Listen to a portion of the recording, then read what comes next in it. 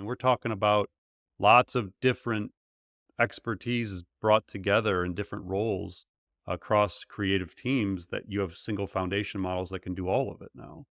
And again, I am not saying better than humans or in place of humans. I'm just asking questions out loud here of like things that I don't have the answers to. Welcome to the Artificial Intelligence Show, the podcast that helps your business grow smarter by making AI approachable and actionable. My name is Paul Raitzer. I'm the founder and CEO of Marketing AI Institute, and I'm your host. Each week, I'm joined by my co-host and Marketing AI Institute Chief Content Officer, Mike Kaput, as we break down all the AI news that matters and give you insights and perspectives that you can use to advance your company and your career. Join us as we accelerate AI literacy for all. Welcome to episode 92 of the Artificial Intelligence Show. I'm your host, Paul Raitzer, along with my co-host, Mike Kaput. Good morning, Mike. Morning, Paul. We are recording this April 15th, 10:25 a.m. Eastern Time, in case, as always, something breaking happens today. I feel like last Monday there was like 3 new models introduced. So Yeah. who knows what Monday is going to bring us this week. All right, today's episode is brought to us by Rasa.io.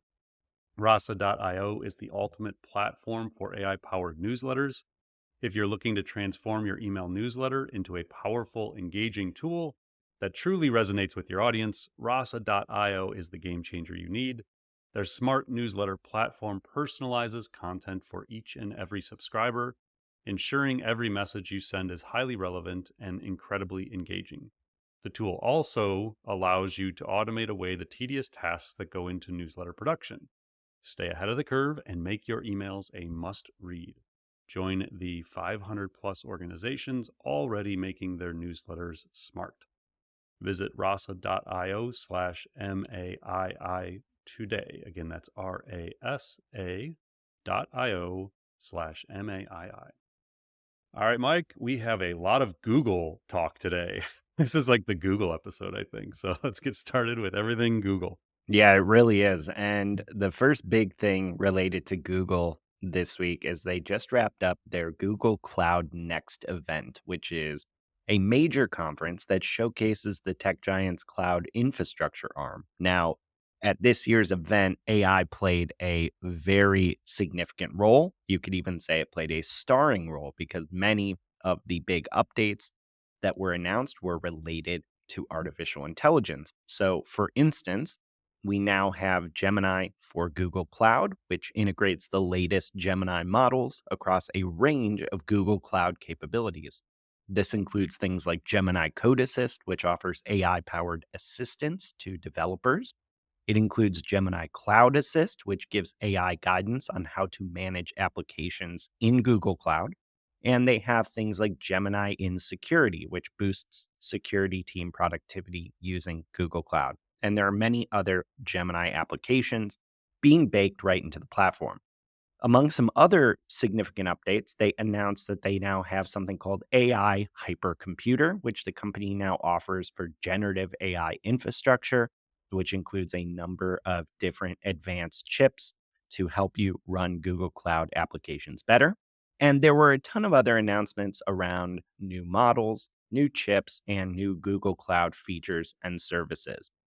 So, what we wanted to do here is actually highlight a few of the ones that appear to be quite significant and worth diving into further. Now, one of these is all the talk that was had at the event around AI agents. So, Google Cloud CEO Thomas Kurian, in his keynote to kick off the conference, talked pretty extensively about how AI agents would be used by businesses to automate many different types of tasks.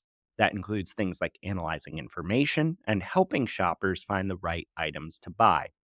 The primary vehicle for AI agents that was discussed at the event is something called Vertex AI Agent Builder, which allows people to build their own conversational agents on top of Google Cloud.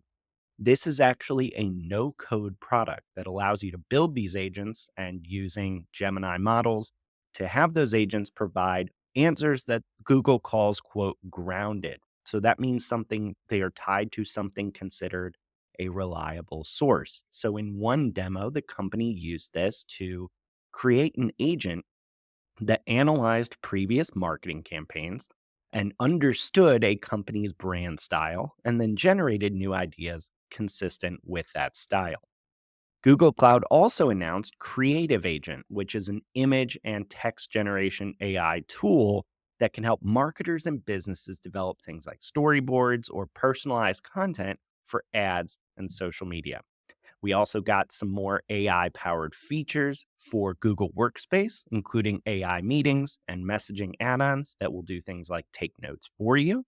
And we got an announcement of something called Google Vids, which is a new AI powered video creation app.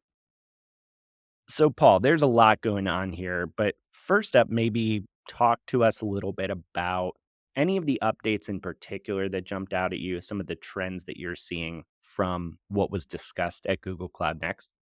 There's lots of interesting stuff around, like, the more practical things I'm looking for, like how it's going to be used in Google Workspace. I mean, so much over the last year we've talked on this show about once these things are infused into Workspace, once generative AI is, at our fingertips in Docs and Sheets and all these other applications, that would really start to affect us. So certainly I was interested in that area. But the AI agent thing, far and away was the thing that captured my attention. And so I think, I would probably want to focus our conversations around that. And I had a few initial thoughts here. So I went back to episode 87 where we talked about the AI timeline. And I just want to revisit this because, again, when you hear all this and you might think, oh my gosh, agents are here, it's going to change everything. And so I want to kind of revisit for people where I think we are with agents and then dive a little bit into exactly the kinds of agents that they're envisioning building. So in episode 87, when we laid out this timeline, I said 2025 to 2027 is when we would have the AI agents explosion. At the time, I said we will see lots of talk about agents that can take action. For example, use your keyboard and mouse in 2024. But I think this year is mostly experimentations and demonstrations, maybe the equivalent of GPT-1 or GPT-2 level for thinking about the equivalent in a language model. Um, Continuing on from episode 87, lots of manual work to get them to function properly, plus lots of human oversight, not close to full autonomy yet. And most people generally won't be willing to give up the data and privacy needed to get the benefits. Starting in 2025, AI can now take actions reliably with limited human oversight, probably in select domains and verticals initially, then more generally horizontally applicable. Some early instances of full autonomy starting in 2025, but not widespread. Disruption to knowledge work starts to become more tangible and measurable. So, nothing I saw from the Google announcement changes my current perspective on agents. Um, they defined agents in the opening talk as intelligent entities that take actions to achieve goals. And they said agents can connect with other agents, which is certainly interesting and expected. What that means is you have an agent trained to do one thing that can work with an agent trained to do another thing, and they can string those agents together to basically do what humans do. So there was, I think it was, let's see, there was one, two, three, four, five, six specific types of agents that they talked about. And so I wanted to kind of read through briefly what each of these six agents are.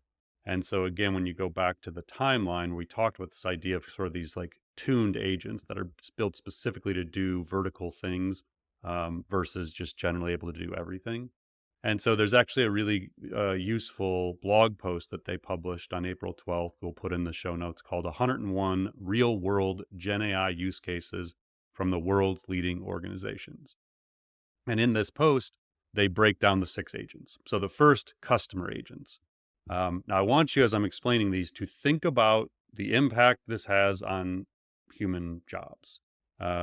As complementary and assistive, but certainly you can listen to some of these descriptions and start to imagine where agents can do the work of some humans. They're obviously not going to say that in this talk. They're not going to talk about the impact on jobs, but we'll get there.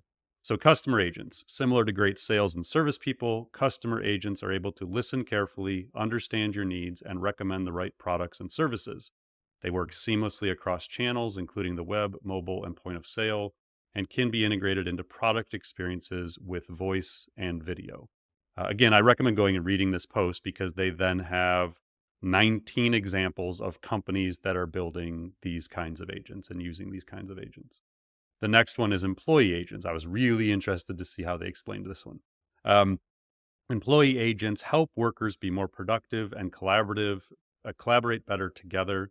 These agents can streamline processes, manage repetitive tasks, answer employee questions, as well as edit and translate critical communications. Similar, they have 27 examples of companies that are using these, and it's examples like Bear, Avery Dennison, Cintas, Home Depot, the LA Rams. Like they're talking about the LA Rams using it for content analysis to player scouting. McDonald's, Uber. Oh, interesting quote from Uber. So it's a total side note as I'm seeing this. So it says Uber is using AI agents to help employees be more productive, save time, and even more effective at work. For customer service reps, they've launched new tools that summarize communications with users and can even surface context from previous interactions so frontline staff can be more helpful and effective. But they had the CEO of Uber in the opening talk. They do video clips of like customers that are using this stuff. He literally said, reduces our agency spending. I mean, we'll get into the agency stuff. We talked about agency stuff last week. Like sometimes they're saying the quiet part out loud. Okay, the next one, creative agents. Creative agents can expand your organization with the best design and production skills, working across images, slides, and exploring concepts with workers. Many organizations are building agents for their marketing teams, audio and video production teams, and all the creative people that can use a hand. With creative agents, anyone can be a designer, artist, or producer. Interesting. They show 7 examples there, including WPP, which we will come back around to in a couple minutes. Now, as I'm reading these, we've got 3 to go. This is just Google putting a name to specific AI capabilities. And everybody's building the same stuff. So OpenAI is building the same stuff. They may call it something different. They may not. They just may just be ChatGPT. What Google's doing is trying to productize specific sorts of agents. They're trying to make use cases really obvious to people so that they can commercialize this faster. It's all just Gemini. Like it's all the same base models being applied in different ways. Or you can go into Vertex AI and use Mistral or Cohere or whatever. It's other models, but basically it's just this generative capability with a name in essence. Okay, the next one, data agents are like having knowledgeable data analysts and researchers at your fingertips. They can help answer questions about internal and external sources, synthesize research, develop new models, and best of all, help find the questions we haven't even thought to ask and then help get the answers. That's a really interesting thing. Honestly, I'm reading through this for the first time. I didn't read through all these before the show. I was thinking about that yesterday, Mike, and I just like detour here for a second. I think one of the ways that people are not realizing the value of these agents or just generative AI is, if you think back to our time together at PR 2020, my Mm. former agency, and the hardest thing for me, I always felt was developing good strategists, like people who could build strategy, analyze business problems, build solutions for clients. Like you excelled at that, Mike, your whole career. But the thing that I always found was an indicator of a great potential strategist, because I like to hire people early and like develop these capabilities, is people who asked really smart questions. Mm. Because I feel like to ask smart questions, you're able to connect dots between things that don't always seem to be connected.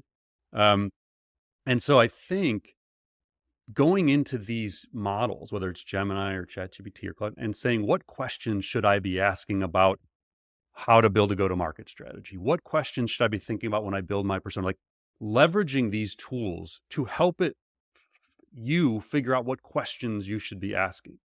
Because I think by learning to ask smart questions, I work with my kids all the time on this. Like, ask what questions should you be asking of this? I don't know. It was just like a thought. Do you use the models at all for that? Like Oh, to yeah. help it Yeah. figure out what questions to ask? All the time, and I won't spend too much time on it today. Maybe it's a future topic, but there's so many ways to use these as strategy assistants. Yeah. So fill in my gaps, my blind spots, give me questions that I could ask. A lot of stuff I experiment with is around first principles thinking, like help me think clearer about the fundamental forces driving a potential business or marketing problem. So, yeah, absolutely. Okay, cool. Yeah, it's just sometimes I even forget honestly to do it, but then when I do, it's like, oh my gosh, this is so great. So yeah, again, it's like this is again a bit of a sidetrack, but knowing what questions to ask is so critical, and that doesn't change with AI. So in this one, they give 24 examples of companies using these kinds of agents, from UPS to Spotify to Mayo Clinic, McLaren Racing. So lots and lots of ideas and inspiration here. The next one is code agents are helping developers and product teams to design, create, and operate applications faster and better, and to ramp up on new languages and code bases. Many organizations are already seeing double-digit gains in productivity, leading to faster deployment and clearer code. Interesting total side note in this one. Um, my daughter is learning how to code in school, and I'm not a developer. Like I've done some coding in my life, but I'm not good at it. And so she was asking for help. I was like, I don't know. So like I took a screenshot and I put it into a model, and I was just like, just what is wrong here? Not to showing her how to, giving her the answers, but trying to analyze what weren't we doing correctly that we might need to try different. And it does it. Like is crazy. From a screenshot, it was able to help with the code. Um, so code agents, they've got 7 examples, including Gemini, Replit, which we love, and Wayfair. And then the last one is security agents assist security operations by radically increasing the speed of investigations, automating monitoring and response for greater vigilance and compliance controls. They can also help guard data and models from cyber attacks, such as malicious prompt injection. So again, just to make it like tangible, what exactly are they talking about? Those are the 6 ones that they're featuring. Now, obviously, there can be a bunch more, and what they're enabling, what they want to enable, is using the Vertex AI agent builder. They want you and your company to be able to go in and build things and connect it to data sources that you host in Google Cloud. Now, I will say I went in and tried to use the Vertex AI agent builder just to see, can I build something? And, I keep waiting for like the ChatGPT moment for the no code where Mm, you or I have an idea for an app and we just go in, we just build the app. It My initial experience is that is not what this is. Like you still need technical know-how. You don't have to be a developer per se, but you definitely need technical know-how to use the Vertex AI agent builder. It is not you just go in, give a prompt, and you build an app, um, or an agent in this case. But again, I think more than anything, this is a prelude to where we are heading with business, and that these agents are going to become more and more a part of what we do. They will impact your use of agencies, who you're relying on outside. They will impact your internal resources. They will impact your staffing, your, reskilling, upskilling. Like it's going to have a major impact on everything. I don't think we're at the moment where we should start to really think this is like next month, this is going to be a problem. mm. But this is where they're going, and they're all working on the same stuff. So I wouldn't, be surprised to see this kind of thing from OpenAI in the next couple months. And as we move into GPT-5 realm, which, could be any day or any month, we're thinking by summer, but I think sooner. Um, this is where we're heading. Is these things are going to be able to work together and do things, and you're going to connect your security, one to your customer agent, and they're going to be able to work together, and it's going to be really interesting how that plays out. So, our second big topic today is some other Google news. Namely, Google and the world's biggest advertising group are teaming up on generative AI. WPP has announced a major collaboration with Google that will see the advertising group use AI to actually produce ads. According to WPP, quote, as part of the collaboration, Google Cloud's advanced Gen AI tools will be used with WPP's proprietary marketing and advertising data. This will enable WPP's clients to create brand and product specific content using Gen AI to gain deeper insights into their target audiences, to accurately predict and explain content effectiveness, and to optimize campaigns with ongoing adaptive processes. So, this partnership will actually focus on integrating Google's Gemini models with WPP's existing AI powered marketing systems, especially one called WPP Open. And what this means is that WPP clients like Coca Cola, L'Oreal, and Nestle, who use that system already, are going to get access to all sorts of AI powered and Gemini powered ad generation and creative capabilities. Now, for the first phase of this project, there's kind of four big use cases that they're focused on. The first is enhanced creativity. WPP's Open Studio will integrate Gemini 1.5 Pro to help with basic creative tasks, things like writing headlines, turning sketches into images, pairing brand content and guidelines with different types of content, and figuring out actually how the brand sounds and writes using things like Gemini 1.5 Pro's 1 million token context windows. So that ability to have it remember and use tons and tons of information about your brand. The second use case is content optimization. Gemini is going to provide an upgrade to WPP's AI system that predicts how well marketing content will perform. Third is AI narration. WPP is actually going to use Gemini to automatically create video narration scripts, then actually send these scripts to a tool called 11 Labs that we've talked about to generate synthetic voices for videos. And then fourth is product representation. WPP is going to use generative AI to create product images. So, Paul, I guess first I wanted to get your thoughts on how notable is this partnership? How do you see this potentially impacting agencies as a whole and how they're trying to do work for their clients with artificial intelligence? Well, I was going back. Episode 81 is when we talked about Publicis Group and their, Hmm. $326 million AI investment to revolutionize their ad agency. Um, and now there's over 3 years. I think the plan here is WPP is 320 million per year. Mm.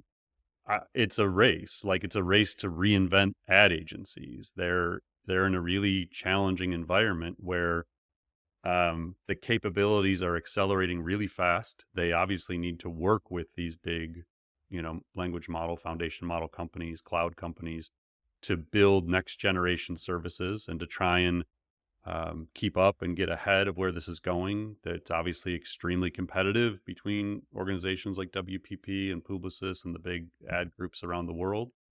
I think there's a lot of uncertainty around intellectual property considerations. If they're based in the EU, there's considerations around laws and regulations that are ahead of where we are in the US. Um, and I think there's just a lot of uncertainty. Like something like Sora emerges, and the question becomes, well, what isn't the client going to be able to produce themselves? Mm. Um, and so I think there's just a lot of effort on reimagination of the agency model, and the future is uncertain. Agencies bring strategy and expertise and creative ability at scale. But I think it's a very real question and concern about what won't these frontier models be able to do. So, like, if I'm working with a big ad agency and I want to create a campaign, and I don't know the answer to this, so this is like a bit of a rhetorical question. Like, um, when GPT-5 emerges and Sora is built into it, or Gemini 1.5 or Gemini 2, and like all of these multimodal capabilities are built into this for images and text and audio, like I can create songs and music, like I can create anything I would need to for a creative campaign. Mm. What won't I be able to just do with one of those models that I would usually pay a big agency for is a question I have. Like, and so if you imagine, like, let's say I wanted to create an ad for Macon. I'm thinking out loud here, Yeah. and I go find like the 10 best ads I've ever seen. Like these are just my absolute favorite ads, and I give those ads to Gemini or ChatGPT and say, I want to build an ad campaign, images, video. I want to create music, like everything, soundtracks based on like inspired by these campaigns. These are the ones I love. These are the best performing campaigns in history, whatever it may be. Like, let's go. Let's build some images together. Let's build some taglines. Let's build, like, what wouldn't one of those foundation models be able to do? Mm. And so I'm not saying like people aren't going to want to work with big ad agencies. There's obvious benefits to doing that. And there's going to be a lot beyond just creative that the agencies bring to the table. But I think this is a real consideration for agencies. And I do think things like Sora scare them. Like they look at it and think, holy cow. Now they can use those tools as well, but so can you and I for 20 Mm, bucks a month. So yeah, I think it's a really interesting environment right now where the agencies aren't just competing with each other anymore. They're now competing with $20 a month technology that does things that used to require 30-person teams. Like at all these different disciplines and creative, from strategy to design to video production to audio production. I mean, we're talking about lots of different expertise is brought together in different roles across creative teams that you have single foundation models that can do all of it now. And again, I am not saying better than humans or in place of humans. I'm just asking questions out loud here of like things that I don't have the answers to. Um, and I think it just keeps coming back to this idea of like, do we need as many humans doing creative when the AI themselves are really, really good at creative? mm. And whether I'm still hiring an agency, does the agency need as many people? Like if these foundation models are being infused into what they do and they're doing deals with Google and all they just build their own little agents. They build creative agents specific to WPP knowledge or specific to clients. Like it's just a really uncertain future here for creativity and workforces, I guess, and agencies. So it doesn't sound like you're the only one asking these questions. I mean, we had surfaced in some of our research here that it sounds like, WPP is getting asked about things like what is Sora's impact on your business Right. when they're on earnings calls. Can you talk to us a little bit more about that and about how they're getting asked about how these tools impact the actual business model and what that means for them? Yeah. So again, I think last week with Accenture, we dove into their earnings transcript because you can learn a lot from these earnings calls. And what you learn from WPPs is things aren't great. Like they're like this sounds awesome. Do a deal with Google, it sounds great. But then when you dig into the surface, you realize like they're not growing. Mm, So their WP in this is a marketing dive article we'll include in, but they were doing an analysis of Q4 earnings. Um, and WPP is struggling in the evolution. WPP is placing serious investments behind proprietary AI solutions to keep pace with rivals like Publicis that have fared better financially. WPP reiterated that it foresees organic revenue growth between 0 and 1% in 2024. Given the world of growth potential, like we saw Accenture accelerating 600 million in revenue in one quarter from generative AI, it's like you would think that there'd be some growth here. It said looking ahead, WPP is placing serious investments. So we talked about that one. Said it would commit 318 million, well, 250 million pounds, about mm, 318 million US dollars annually to drive AI transformation. So they're racing to try and like figure this out. AI could help boost WPP's performance through licensing, assisting with client projects, and improving internal operations, executives have argued. Um, and then it did say another potential problem for agencies is if other offerings outpace their own capabilities with generative AI. WPP released its earnings around previews for OpenAI's Sora tool that can quickly produce complex videos based on text prompts, and investors asked about the potential impact. They said, I don't think it changes our strategy. I think it reinforces what we are doing. What clients need is work that's copyright proof, that, which I'm not really sure how what they're doing solves that. But anyway, that is able to accurately represent their brands and reality. And Sora is not yet at that stage. That's a dangerous response. Not mm, yet at that stage. You've never seen it. mm, You've never used it other than seeing it on Instagram. You don't know what it's capable of. So I hope that that's not actually like uh, mm. they don't think that that's a sustainable thing because Sora is not yet at that stage. That could be like 3 months. That statement could be false. Um, interesting. Like we keep coming back to these like copyright issues, and I was interested. Like, what is WPP's stance on this? And so I did some research on do they have generative AI policies? Are they talking about copyright? To their credit, like they do have some content about this, but it's really hard to find. Like I couldn't find there any actual AI policy publicly facing. They may have it. Mm. They've been thinking about and doing AI stuff for a long time. It's not like they were asleep at the wheel, but prior to 2022. Um, but I couldn't find any generative AI policies. They referenced them in there's an article we'll put in the show notes from 2023. It looks like March 2023 on an AI as a new phase of innovation. And they said at WPP, ongoing robust training has been in place since 2019 to ensure users of these tools think about the use of personal data, data privacy laws, and confidentiality. Um, Goes in to talk about policing themselves, and we have created our own set of guardrails, but again, I can't find them. We have our own policies for working with creative AI, and we have security and privacy charter. And then keep in mind, I believe they're based in England, maybe. I think they're based in the EU at least, so they have more stricter guidelines than we do in Yeah. the US. And then it said, let's not forget that generative AI tools that are making the headlines are trained on all the content in the world. There's a big question about content curation. It's a challenge. Increasingly, you will see managed data sets for training purposes, particularly in relation to copyright material. So they're definitely like aware and working on this and building policies and turning around it. What that means to these kind of partnerships with Google, where it's making it more readily available to create stuff, I don't know, and I couldn't really find anything about it.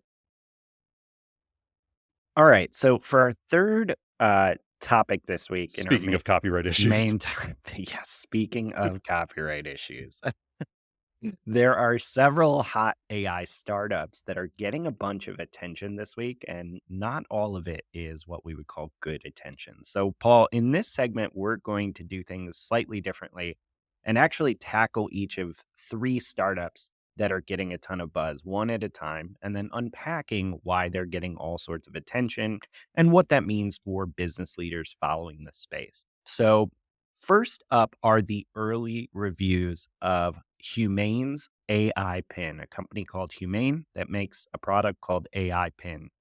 And the first reviews of this product are, quite frankly, brutal. The Humane AI Pin is intended to be a small, think of a tab like wearable that attaches to your front like a lapel or a strap on your backpack and acts as a voice activated AI assistant designed to kind of replace your phone on the go. Now, the promise of the pin is something the company calls, quote, ambient computing. So, this ability to access multimodal AI that performs a range of tasks for you in the real world. Unfortunately, the device does not seem to be anywhere near that promise. The Verge wrote a very long, in depth review but did not mince words in that review when summing it up. They said, quote, should you buy this thing? That one's easy. Nope, nuh-uh, no way. The AI pin is an interesting idea that is so thoroughly unfinished and so totally broken in so many unacceptable ways that I can't think of anyone to whom I'd recommend spending the $699 for the device and the $24 monthly subscription. So, despite being kind of long term bullish on this idea of wearable computing and devices like the AI Pin, The Verge found that the device is extremely slow processing even basic commands. It's missing basic features, and half the time it just did not work as intended. I mean, for instance, it can't even do things like put things on your calendar if you ask it to, at least at this stage. Now, despite a really rough rollout, Humane has some pretty significant backing. According to CB Insights, some research I did before the podcast today, the company has raised $242 million dollars over six funding rounds, and they count Sam Altman, among others, as an early investor. So, Paul, first up with the Humane AI pin, you seemed somewhat skeptical of the overall premise behind the pin when we talked about it on episode 72 when they kind of pre launched it. What did you think reading these early reviews? listen, I don't want to I don't want to badger them worse than they're already getting it. Um, I said on episode 72, I just didn't think this was a viable concept. And I think at the time said I love entrepreneurship. I love a willingness to take risks. I like that they tried this, but um, my initial feeling was it just wasn't a form factor that there would be demand for. And that was assuming it even worked. Hmm. The reviews basically say, to save you time of having to go look at them, it's extremely slow. Like takes you say, I saw a picture where Marquez Brownlee did a review, and he's like, just he said, what am I looking at? And it basically was a Cybertruck, and it took like 12 seconds to come back and say it was a Tesla Cybertruck. Hmm. Meanwhile, he went on his phone, searched it up, and had images and videos of the Cybertruck. So it's really, really slow. It overheats all the time, and then it just says like, I can't do this because it's overheated. You give me 5 minutes, basically. It costs $700, and you have to have a separate $24 a month plan, as you said, with T-Mobile, which also requires a different phone number. So it's not even like it's attached to your cell Mm, plan. It's not apparently better at the phone than anything. Like, there's no use case where this is actually better than your phone. I get that they raised 240 million, but that's nothing for a hardware company. Like, yeah. again, we talked about Inflection a few ago, is basically tanked, and they had 1.5 billion. Like, 240 million in 6 rounds is not a lot. Um, it's like borderline insulting to your customers to release something like this as a V1. Again, I get the whole Silicon Valley mentality of move fast, put stuff out, ship, ship, ship, like Hmm. just get things into the market. But this is borderline irresponsible to put out a product like this. And you just don't usually recover from launches that are this bad. You go back to the Vision Pro, there was people who didn't like the Apple Vision Pro. And yes, the price tag was crazy, but it was an insane piece of technology that has all of these incredible advancements. This is not that. And the Mark has Brownlee review. So if you're not familiar with him, he has 18.6 million subscribers on YouTube. The guy does like insane tech reviews, like awesome stuff. As of this morning, his YouTube video has 1.9 million views, and the headline is "The worst product I've ever reviewed" for now. So again, I don't want to like make this worse for them than it is. Their executives were all on Twitter over the weekend Yeah. saying like, "Hey, basically give us a chance. This is really hard. We've worked really hard at this." And I don't doubt that. And again, not to take anything away from what that team has tried to accomplish, I just don't know how you come back from something like this. I don't know how you get more funding. Um, Maybe they've got some IP, some patents, and some people that are worth rolling into another tech company like what Sam's trying to do with is it Johnny from Ivy? Is Yeah. that Yeah. from Apple? Like, maybe there's some saving face play to do something with this tech, but as a standalone product that is going to make an impact on the world, it does not seem to be heading in that direction. So another tool or app getting a lot of play is something called Udio. In a previous episode, we had talked about some of the stunning AI music generators coming out. One of which is Suno AI, that generates complete songs from scratch using AI, and Udio does the same thing. And it's being seen as a pretty serious competitor to a tool like Suno because it has the ability to generate catchy, realistic sounding music and singing in any style. What's notable about Udio is that it's founded by four former researchers at Google DeepMind. They have 10 million in total seed funding from VC firms that include Andreessen Horowitz and also some prominent individual investors like Instagram's co-founder and some musicians like Will.i.am. And I listened to some sample songs created with Udio and was pretty blown away. It's currently under a wait list to use it. I think they're just flooded with people trying to sign up. I would say it certainly sounds on par with Suno. But just like Suno, there are still some big unanswered questions here about how these tools are able to produce such realistic sounding music. So Rolling Stone says, quote, though neither company will directly confirm or deny it, there is substantial reason to believe that both Udio and Suno were trained on copyrighted music without permission. So, Paul, what are your kind of initial thoughts on some of these well-funded music generators, startups like Suno, like Udio? Does anything jump out at you about kind of their business models, impact, copyright concerns? I will say I was able to get in and get an account Oh, on okay, Sunday, cool. so I was Nice. able to go. I was showing my daughter last night how that one works. So yeah, I mean it's impressive. My my initial feeling, like they have an interesting founding team, certainly top investors. Um, I don't understand what the defensible mode is here. Mm, Like it this is going to be copied by everybody. Like my guess is all the research labs already have these capabilities or could quickly do them if they're also willing to take copyrighted songs and train models on it if they haven't already.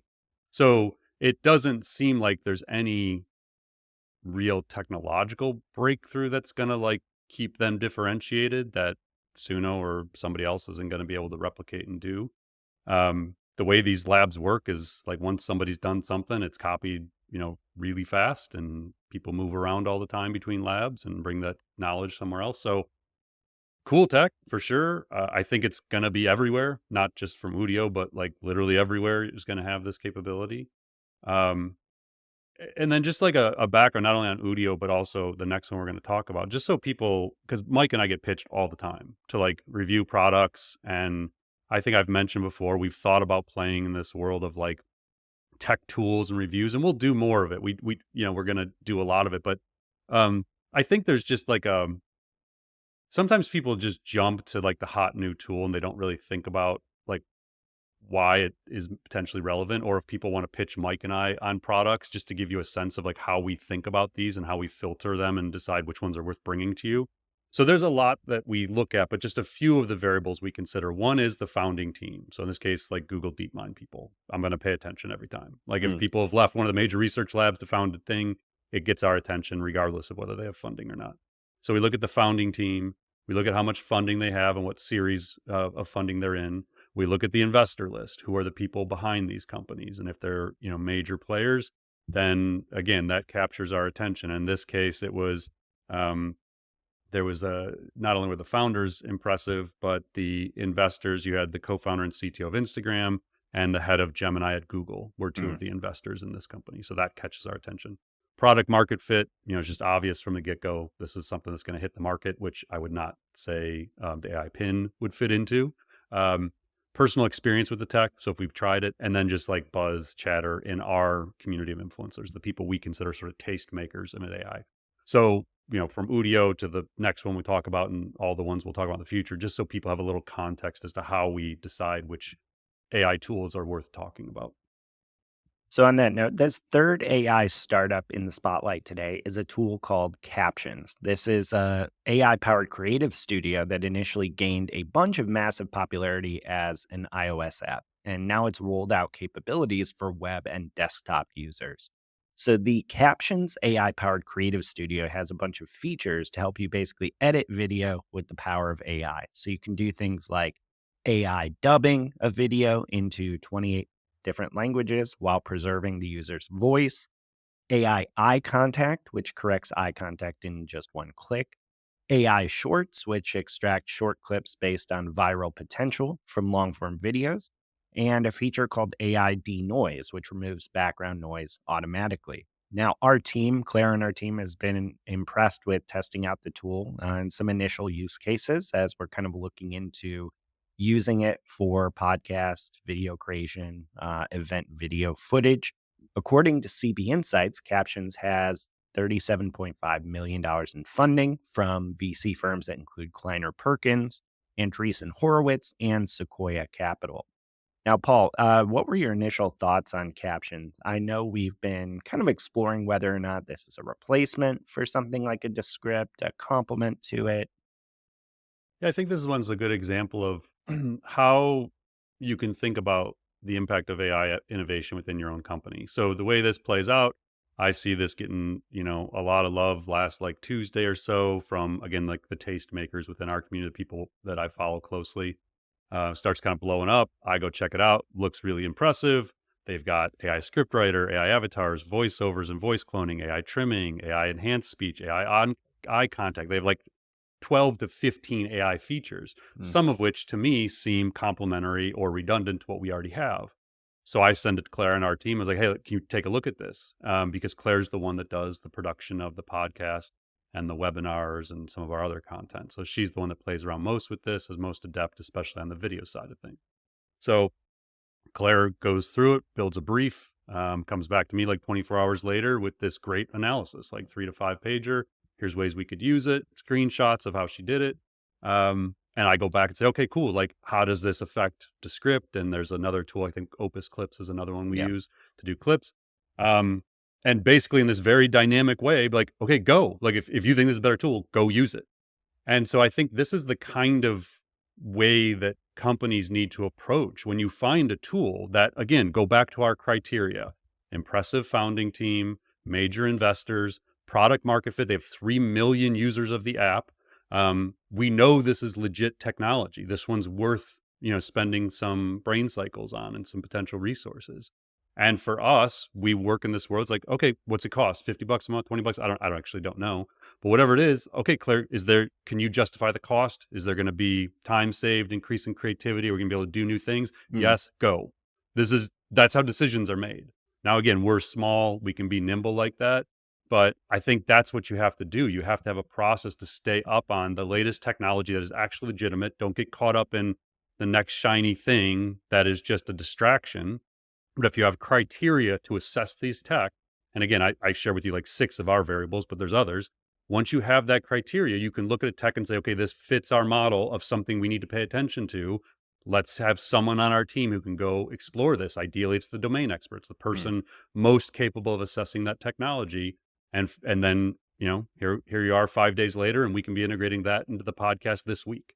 And so that's how this stuff works. And I think that's how a lot of organizations need to get structured to make it work.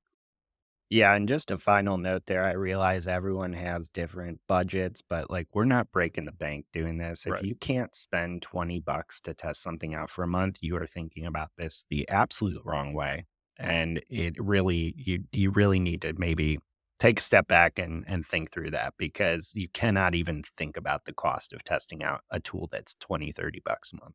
Yeah, and I think this is a good point, Mike. And maybe another way to think about it is like we're doing this kind of one-off, more dynamic. Hmm. If you're in a bigger environment where you do need some more guardrails or you have more processes, then try and get that in advance. Say, hey, as part of our AI council or AI innovation team or like whatever you're calling it, we would like to have the freedom to spend up to $500 a month, a quarter to R&D technology. We want to be able to play around with things. We will have a benchmark of current performance. We'll have a goal of what it's going to do. We're going to test it over a 90-day period or a 30-day period. Like, here's the system, and get approval on that overall approach to testing AI tech versus, hey, can I go try this one? Can I go try this one? Can I get a $20 approval for that one? Or I'm just going to Yeah. put it on my personal credit card and try it. Like, get a system that encourages innovation. Um, and I think to your point, Mike, like if you go to leadership and say, listen, here's 3 tools we've already found that can make us more efficient, more creative, more productive. We would love to keep experimenting with this. Mike and Claire are going to lead our internal effort on this. Here's how they're going to do it. Here's the framework we'll use. Can we get approval to ad hoc spend what we need to spend to try this stuff? Absolutely. All right, let's dive into some rapid fire topics here. So, related to kind of some of the talk we've had around agencies, brands are appearing to actually start cracking down in some cases on agency usage of AI, according to some new reporting from Ad Age. So, that includes some brands demanding stronger AI safeguards in contracts with ad agencies, and in some cases, even restricting any AI usage without prior authorization. According to one ad agency CEO that Ad Age interviewed, quote, recently we won 3 new pieces of business. And in the master service agreement, it says you're not allowed to use AI of any kind without prior authorization. So brands that Ad Age talked to seem to be rightly worried about all the ways AI can go wrong if it's used by a third party partner. So being concerned about how proprietary data is used and the ethics around using AI in certain ways.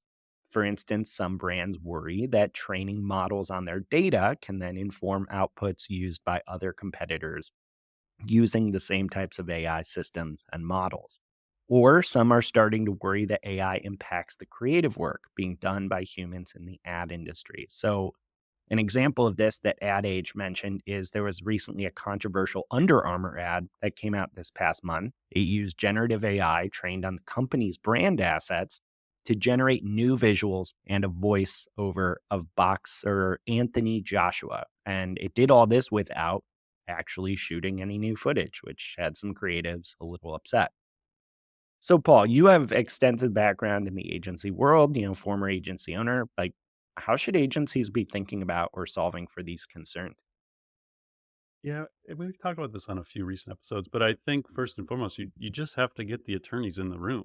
Like Yeah. this is a we need to just kind of reset how contracts and agreements are structured between clients and agencies and freelancers, like just outside, service providers, and do it once, get on the same page, and then have a regular review cycle. Like you can't be scrambling to figure this out with each client, and a client finally asks you about it and you don't have an answer.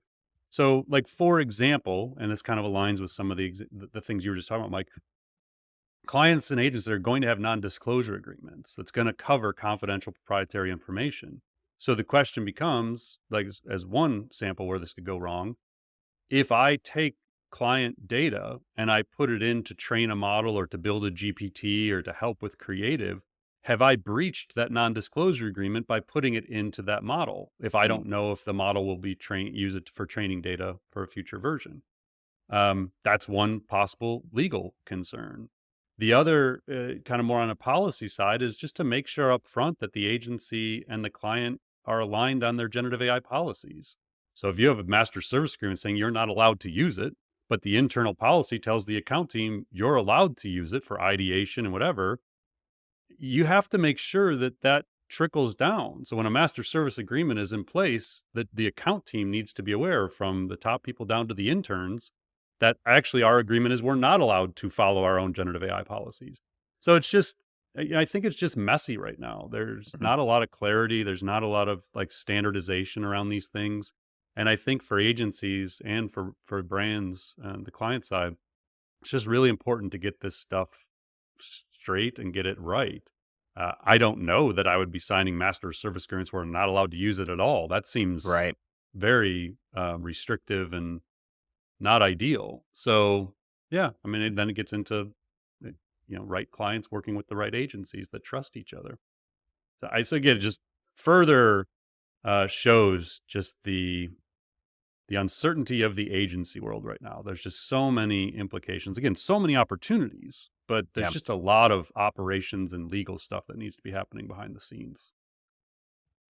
So, in some other news, we just got two new pieces of legislation that are being proposed that could have an impact on US citizens' relationship with AI. So, the first is a proposed bill being dubbed the American Privacy Rights Act.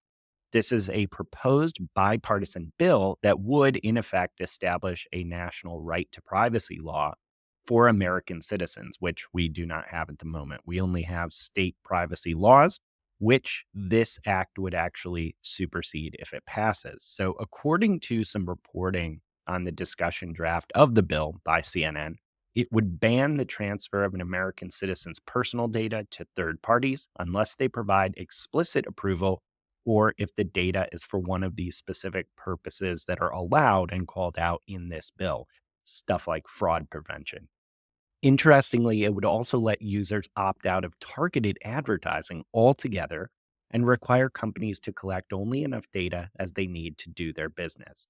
So, this is still in draft form, and when it's introduced, it must clear its committee and also pass both chambers of Congress. Now, a second piece of legislation getting attention is called the Generative AI Copyright Act. This act was introduced in the US Congress this past week and is designed to force companies to share what copyrighted material, if any, that they use to make their generative AI models and products. The bill says it does this by forcing companies to submit a notice that details how they used copyrighted works in their training data to the Register of Copyrights before they release or update a new generative AI system. So this notice detailing how copyright works are used must be submitted at least 30 days before somebody publicly releases AI tools or the companies can face a financial penalty. Now, I read in the bill, this is detailed as, quote, a civil penalty in an amount not less than $5,000. So it's not clear exactly like what cap they might go up to because that's not quite that much Don't for think that's people going like to incentivize anybody. OpenAI. You're right. So, with the caveat here, Paul, that neither of these laws have yet passed, like, what do you make of each one's goals? Like, what does this tell us about what lawmakers might be thinking about here?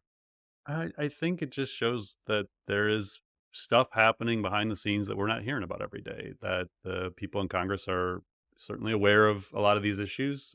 We've said before that at some point this stuff is going to get politicized. There's going to be um, battle lines drawn on each side. Someone's going to pick to start a fight on this stuff, and it's likely not going to be bipartisan once we know which side the public is on. I Mm, think that's, and I still don't necessarily feel like we're at that point going into the election cycle in 2024 in the US. Like, I don't know that it's a clear bipartisan issue on either side, but I think progress is being made. And I just made a note to myself, like I keep saying, one of the safest jobs of the next decade are IP attorneys that work in generative AI. I just realized, like, lobbyists that work in Mm. generative AI. I can't even imagine the amount of money being spent right now on lobbying efforts Oh my around god. this kind of stuff in Washington. No kidding. So, yeah, definitely worth paying attention to. But as you said, just their early stages, both. Nothing definitive, but progress is definitely being made, it seems. So, hot on the heels of our segment last week about Demis Hassabis comes some more news about him and his relationship with Google.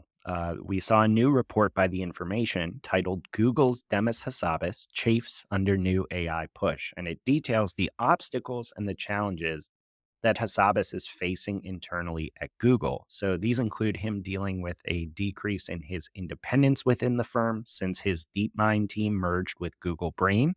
That created a single overarching AI unit within the company. It sounds like he's under pressure to show commercial results from AI research, and he's having some difficulty sometimes preventing OpenAI from poaching Google researchers. Now, this comes after we reported last week on a series of articles that appeared to be intentionally raising Demis's profile within Google, kind of by casting him as one of the key individuals helping the firm win the AI arms race. Now, Paul, in the light of that, like, do you think this is Demis doing this, like, in order to get leverage internally at Google to solve some of these challenges? Is this Google spearheading these stories? What's going on here, given this new article? I can't imagine it's Google. Like, Mm, it just makes no sense. I obviously I don't know, but as I said previously, it just seems strategic. Like, yeah. there, Shane Legg, I've also noticed, has been out. The other co-founder of DeepMind, he's been doing quite a number of interviews lately as well. Now, part of it might just be raising the profile of Gemini, but I think the article just does a good job of highlighting it's not like you can just mash two research labs together that Mm, historically were kind of abrasive to each other. So again, Google Brain was one, DeepMind was acquired in 2014. They function very independently from each other and in some ways kind of battled with each other for resources. And they were forced to come together last year to really try and bring a single frontier model, which became Gemini 1.5 as we have it today. Combine the best of their internal talent, their computing power, their models. They're trying to mash it all into one thing, and it's a hard thing to do, especially when DeepMind was always much more of an independent research arm that was working on the next frontiers. All there from day one, their plan has been to build the first AGI. It's literally on the cover of their business plan. Build the first AGI.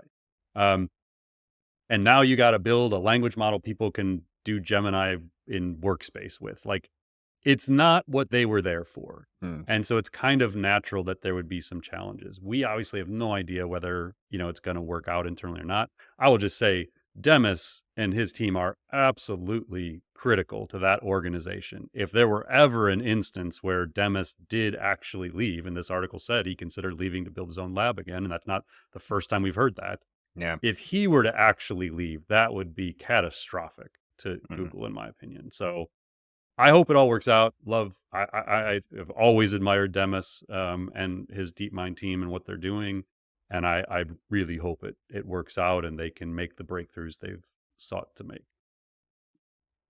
So, in some other Google news, Google actually just released a 40 plus page prompting 101 guide that is packed with really useful advice on how to prompt Google Gemini using Google Workspace apps and by directly interacting with it at gemini.google.com. Now, the guide I would highly recommend anyone check out. It's very readable, it's got a lot of overall prompting advice, and a ton of example use cases and prompts by role. Now, some of the advice in this guide may actually be a little counterintuitive if all you're kind of following is those prompting gurus out there who are selling specific prompts and specific frameworks for doing things. Because Google really just kind of advises us to keep it simple. They say there are four main areas to consider when writing an effective prompt, and that you don't even need to use all four if you don't want. The four areas are: give it a persona, give it a task, give it context, and tell it what type of format you want the result to come out in. Now, Google also says, quote, prompting is an art.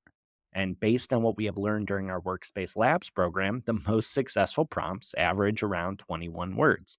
And that people who don't know this are using even fewer words on average, about 9 words per prompt. So, as part of this guide, Google doesn't just offer that overall advice, but gives a bunch of sample use cases and prompts by role. Now, this is the majority of the guide and worth looking into because they give you things like here's how CMOs should consider prompting AI tools for different use cases. So, things like prompting Gemini right within Docs to generate blog post ideas based on your meeting notes with, say, your social media team.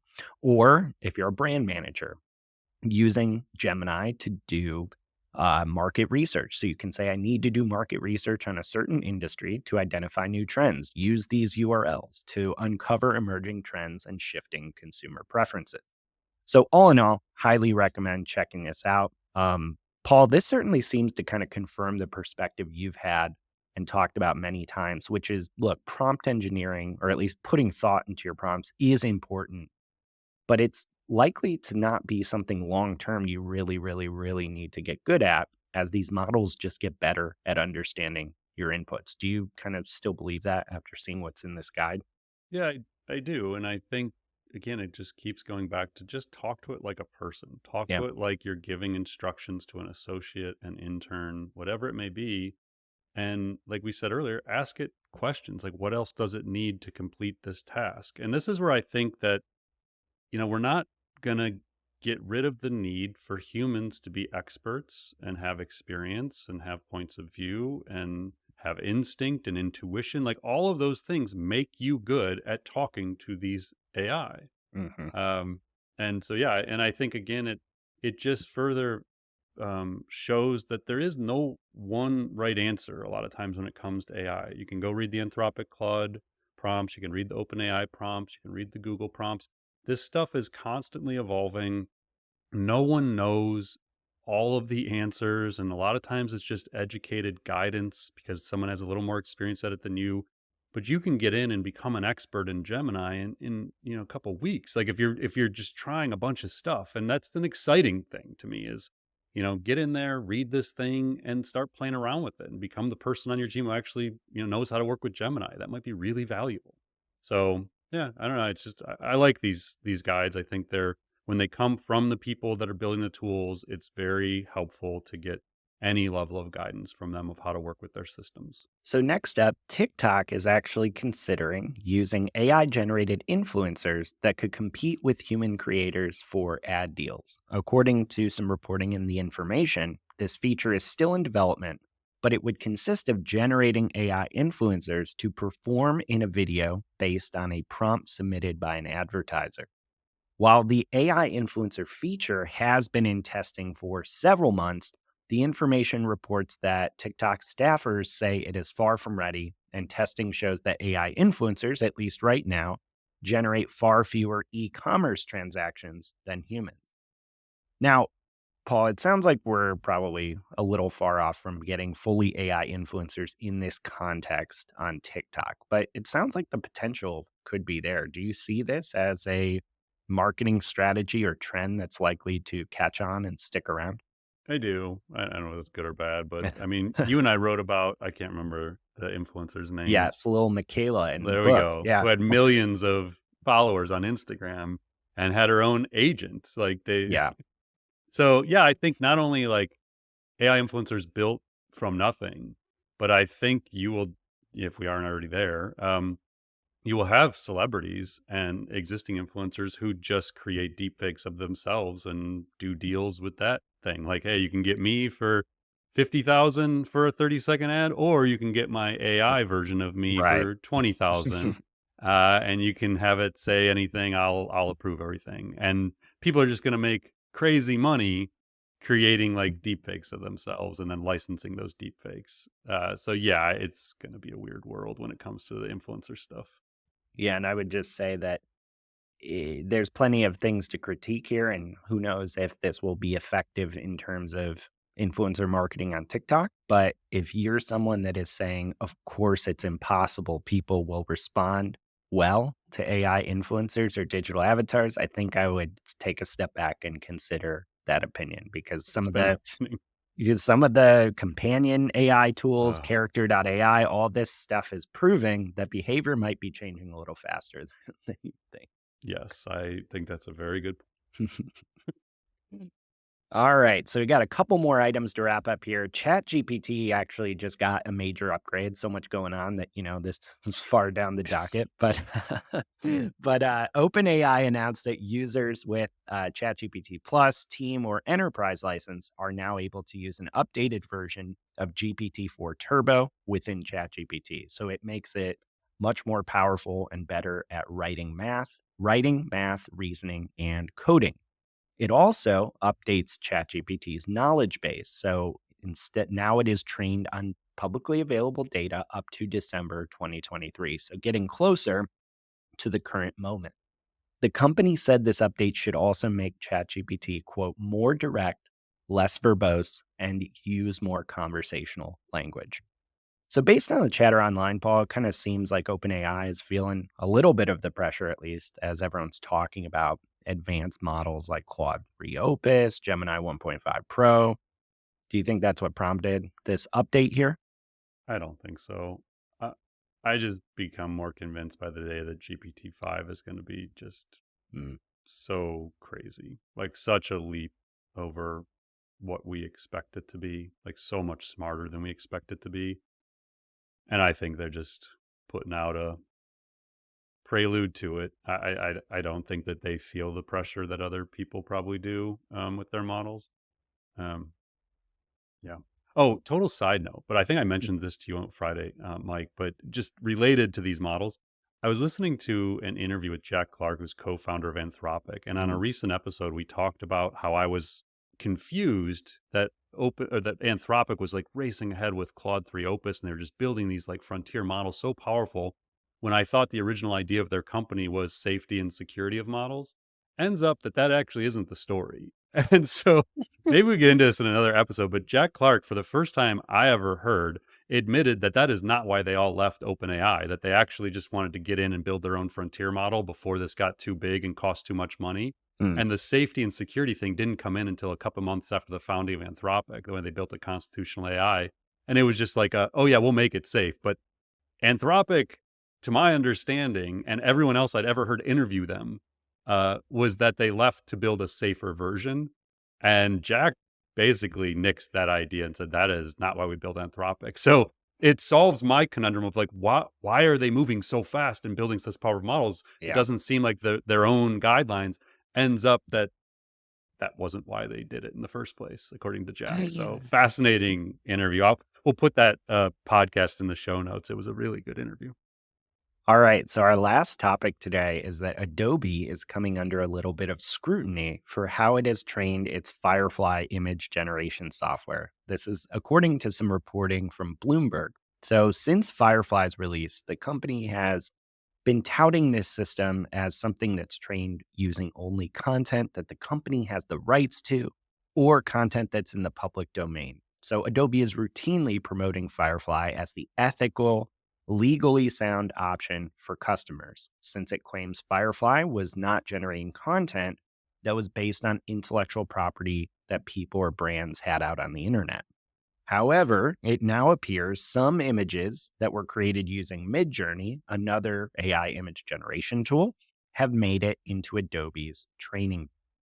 So the problem here is this: Midjourney, among some others, have come under fire because their systems are trained on possibly copyrighted work online. So Midjourney alone is embroiled in a number of lawsuits. By using some of Midjourney's images in its training data, Adobe has then opened itself up to the same criticisms because it's at least in part possibly using copyrighted material to train its models on.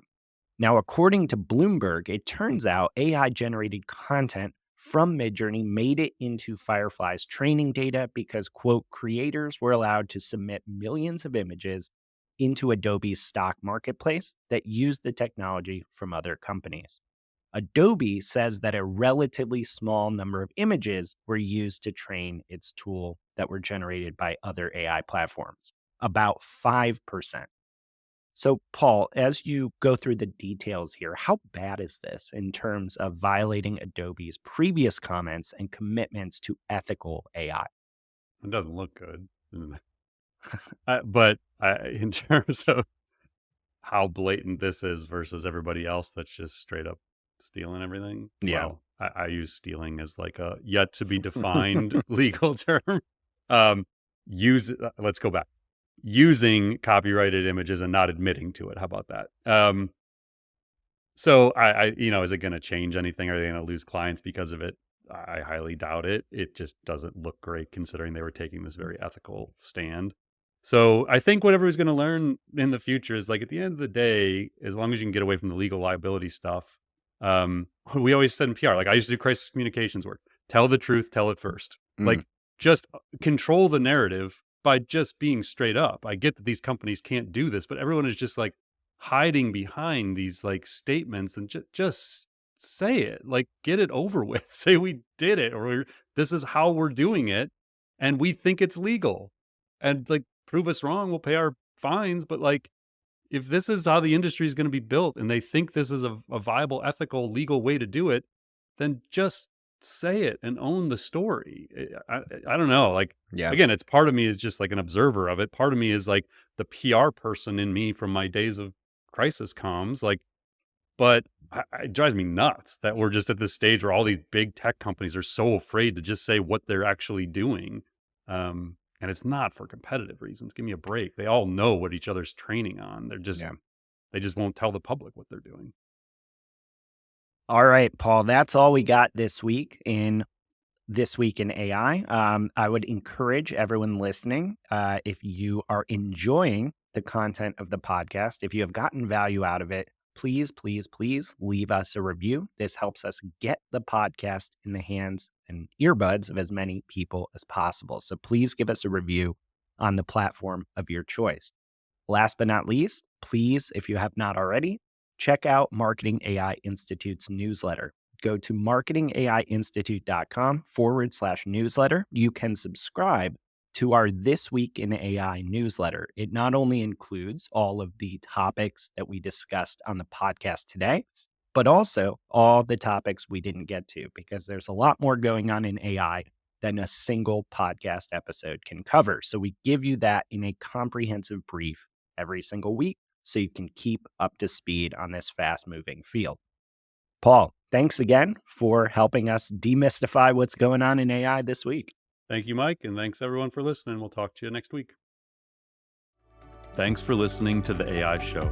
Visit marketingaiinstitute.com to continue your AI learning journey and join more than 60,000 professionals and business leaders who have subscribed to the weekly newsletter, downloaded the AI blueprints, attended virtual and in-person events, taken our online AI courses, and engaged in the Slack community. Until next time, stay curious and explore AI.